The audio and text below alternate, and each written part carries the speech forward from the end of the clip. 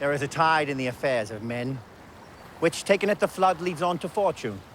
Omitted, all the voyage of their life is bound in shallows and in miseries. On such a full sea are we now afloat, and we must take the current when it serves, or lose our ventures. Julius Caesar saw it September 1599. Those words hit the pit of my being, because this is my time. My time to stand in the full current. Cheeky bastard bard Shakespeare portrays our court in our fashion, not the old Roman Senate. A cheap jab at the Queen. He should hang. The Irish bards differ. They eulogize whichever lord pays, and the peasants sing it on every hilltop and ditch. Shabby self-promotion. A favorite tactic of the snake charmer Hugh O'Neill to enhance his reputation. But he was my opportunity. O'Neill thought he had pulled the wool over our eyes again, but after Kinsale, I was the difference. After defeat at Kinsale, the clearing fires of vengeance arrive, blackening crops, fields, cottages, hillsides. People running, arms outstretched, pleading to the sky. Then famine. 100,000 warriors, now dead, walk beside me, questioning my every decision. And I burn down my own castle, so it can't be taken. We all surrender.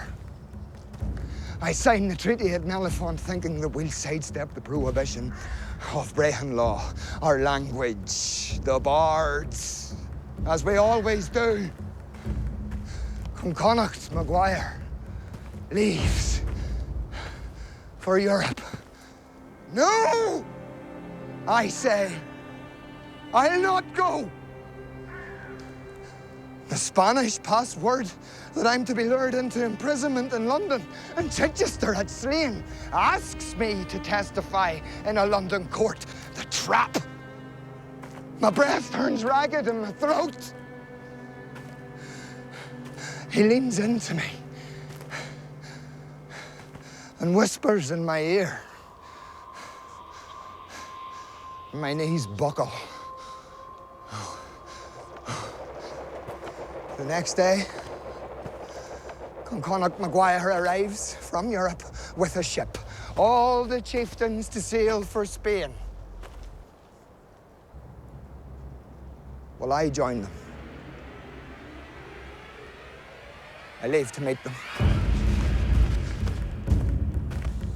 On and on through the foothills of the Gullions. All day she's there, chewing the fat at my ear, berating me. Ahead of your time, hag.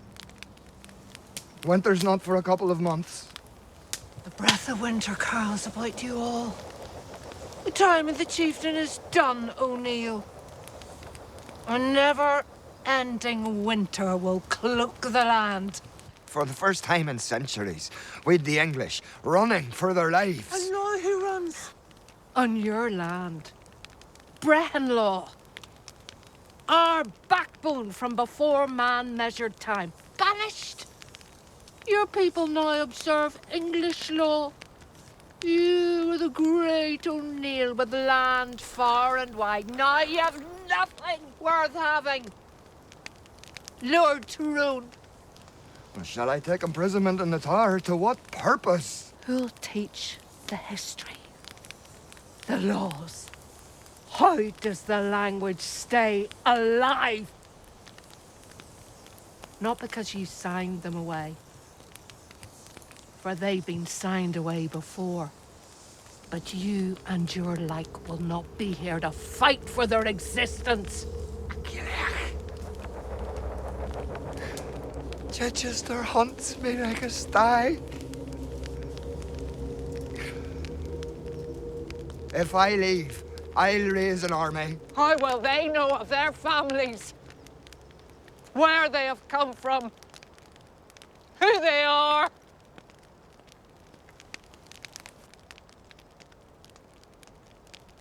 On through Armagh, beside the ancient fort, my spirit calls to King Connor. Instead, the warrior goddess Macha meets me.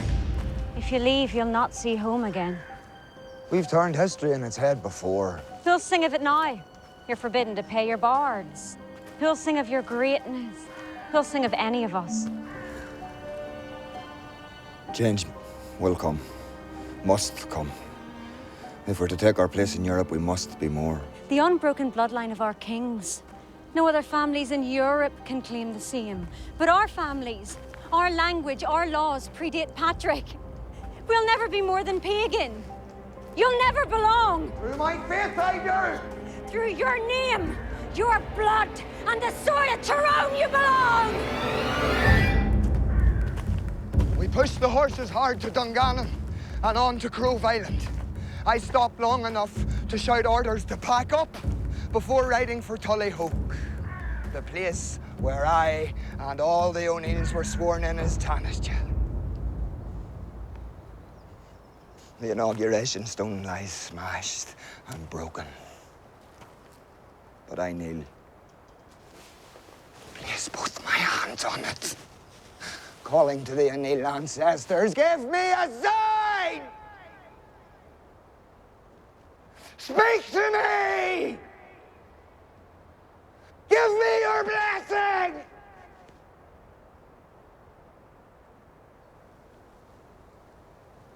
They don't speak. I'm not alone. The spirit of Hugh Maguire, the wolf warrior of the 9 Years' War, stands before me.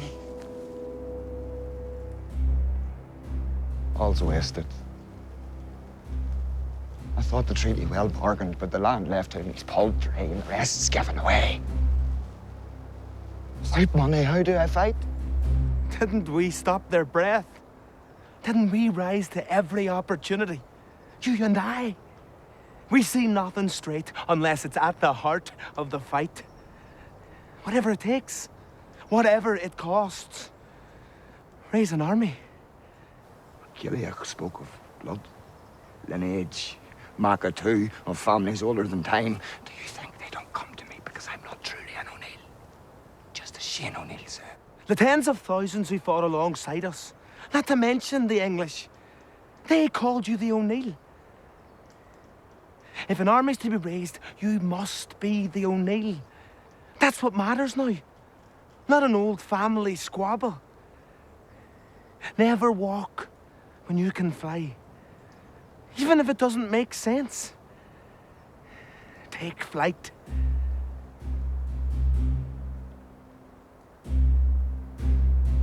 We camped near Derry. My last night, I walked close by the foil. The spirit of St. Columba waits for me.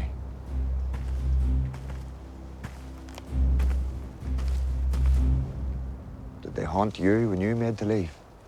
No. But then, I didn't take every leader in the land with me. Columba, will I get back? I won't leave if it means never getting back. I wouldn't know. But nothing's real, Hugh, so find a story you can believe in. But it's stories that keep us alive, keep us sane. Believe you'll change this. Believe you'll win. Believe you'll save the language, the laws, the bardic tradition, the land, the people. Believe you'll do this. Believe this is your legacy. Hope. I have to believe I'll return with an army. That last day at Slane, I choose my moment. Leaning in, I whisper in his ear that I know he isn't an O'Neill. But we've got a witness who'll swear his grandmother lied when she accused Con O'Neill of paternity. When his face pales, I know the arrow's hit its mark. O'Neill sails from Rathmullen. With him, the O'Donnell of Tyrconnell, the Maguires of Fermanagh, and 99 of their followers. All gathered in one ship, neatly parcelled, and nobody to recriminate us for their leaving. Leaving me to do as I please. Philip III offers O'Neill no more than a pension. In Rome, he dines on the pennies from the Pope's table. O'Neill swaps penury in Ireland for penury in Rome. I build a castle in Dungannon on the ruins of his town.